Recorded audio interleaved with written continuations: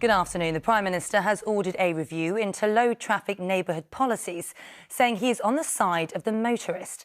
The schemes that limit cars entering residential roads have been divisive. In an interview with the Sunday Telegraph, Rishi Sunak said the vast majority of people are dependent on their cars and that anti-motorist policies, as he put it, fail to take account of how families live their lives. Anna Geary reports. Their aim is to reduce traffic and pollution and to stop drivers from using quiet residential roads as through routes. But critics argue that low-traffic neighbourhoods simply push the problem elsewhere. And now the Prime Minister has ordered a review into them. And Rishi Sunak says he's on the side of motorists. In an interview, he said the policies fail to take into account how families live their lives. The government does have the power to issue guidance on planning controls and other transport schemes to local authorities. But the first thing you do is to have a look at them to see in which areas they're working, in which areas they're not, and we will take the appropriate action if we have to do so. The review comes following the Conservatives' narrow win in Uxbridge and South Ruislip, Boris Johnson's former constituency. Newly elected Steve Tuckwell campaigned against London Mayor Sadiq Khan's plans to expand the capital's ultra-low emission zone.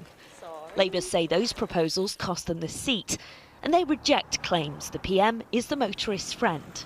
This is the Prime Minister who, when petrol retailers were not passing on the advantage of reduced prices to consumers, wasn't going to bring in a mandatory scheme to do anything about it, was just using a voluntary scheme.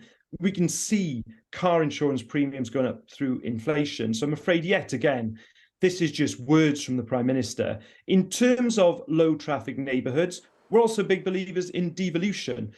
At the same time as announcing this review, Mr Sunak knocked back calls to change the deadline for the 2030 ban on new petrol and diesel car sales, with only electric vehicles sold after 2035. But with a general election 9 months on the horizon, he faces pressure from some Tory MPs to reconsider. Anna Geary, ITV News.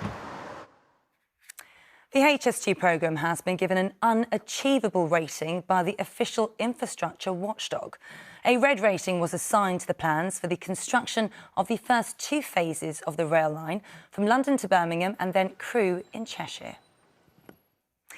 Thousands of people have been evacuated from their homes in China due to widespread flooding after a powerful storm battered the country.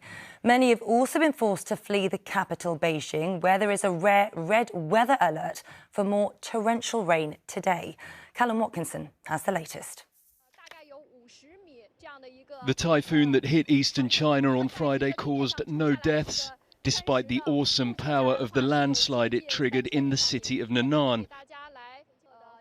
The main roads there were turned into rivers of mud, and it will be some time before they can be used again.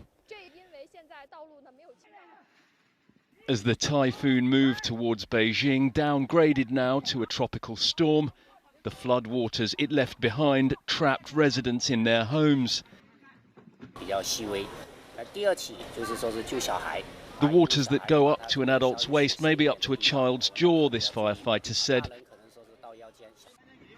as he and his colleagues loaded people onto bulldozers, a pregnant woman amongst them, to bring them to safety. In Beijing, as the rain came in, thousands of flood precaution personnel were placed on red alert, and residents were warned by text message to stay inside. China has a 4-tier weather warning system, with red, the most severe, activated when rain is expected to exceed 100 millimetres within 1 hour. Meteorologists said it is the heaviest rainfall since 1961.